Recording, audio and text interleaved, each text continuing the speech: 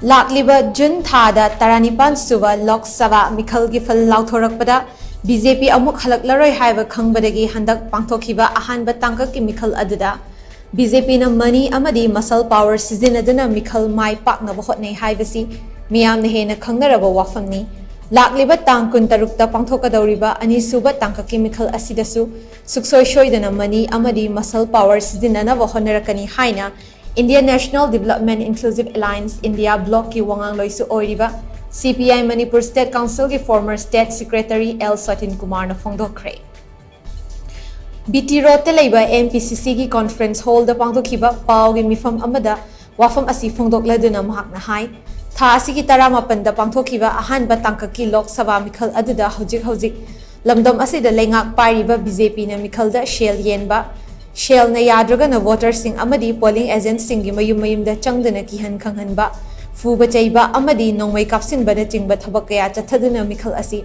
aranba mawngda mai paknaba hotnaki haibasi miyamna khangnaraba wafamni handak pangthokhiba MEEKHAL asi Manipur gi puwari da khwaidagi tukachaba hangoiningai oiba MEEKHAL ama oina lehoragani MEEKHAL haibasi miyamgi apamba mirepta ningtamna vote piba ngamba adubani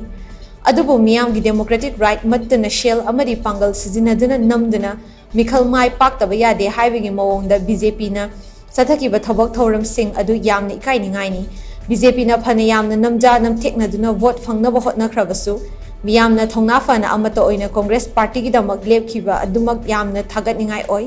hojik palliba BJP lenga asi law and order ngak ngamdre democracy gi wahanthok lehendre Mamang chahigi megi tang ahumdagi chatharakhiba irang asigi waroshin ama purakpa ngamdabadagi miyoi kayagi thawai mangkhre kaya amana lanjinaraktuna relief camp singda wana leiri pumnamak asi nathairaga India gi Prime Minister Narendra Modi na Manipur miyam gi awaba asi ubibagi mahut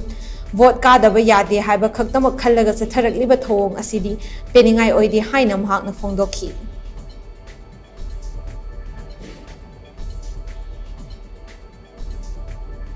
Miyambu ki helakanda atop akogi BJP ki mayok senba adu ba volunteer sing nongmai parga threat to ba mayum da sangaga anga ba pangna akiba pohon ba kaya adu heroine na proxy adu ba moine vote phangaro haina khanbe jaga do adu ba kogi vote capture to bodna tana EVM machine chuai bu kaya bala ECI da kan ba pressure free adu bo ngarang si volume taraga mathoi da report tawra ngarang ni photo madu yang democratic oi vote amadi oi adu maina tor magadi ekhoi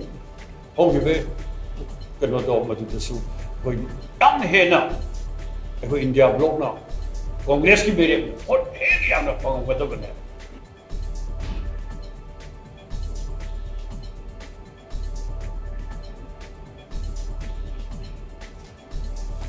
Paugi mifam aduga mari leinana India Bloc ki convener KH Santana hai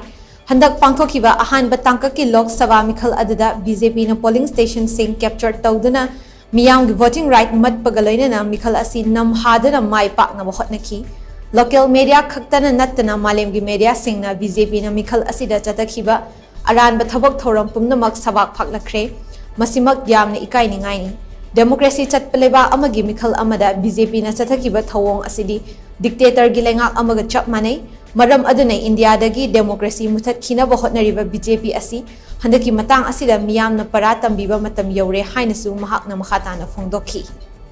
akoi ngarang to biba dumai to dana security main to biba mahang muta aduga madu akoi madu main to goi